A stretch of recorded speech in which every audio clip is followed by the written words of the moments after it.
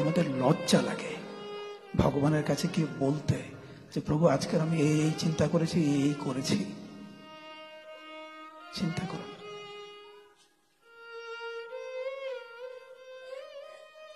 ভগবান এবং ভগবানের শুদ্ধ প্রতিনিধিরা এই জগতে আবির্ভূত হন আমাদেরকে শিক্ষা দেওয়ার জন্য।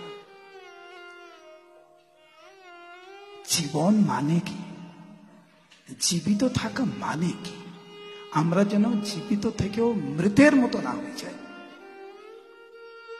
অনেক সময় হয় না, বেঁচে আছে তো মরার মতো বেঁচে আছে। আমরা মরার মতো বেঁচে থাকতে চাই না, আমরা বাঁচার মতো বাঁচতে চাই।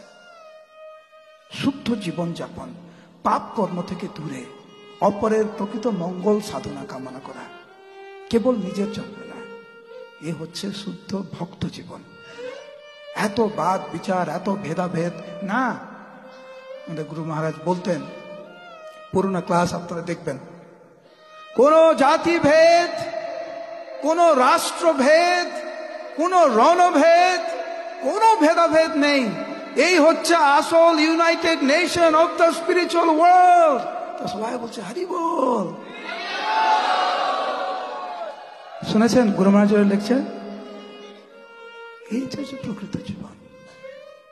সবাই ঐক্যবদ্ধভাবে ভগবানের আরাধনা করবে।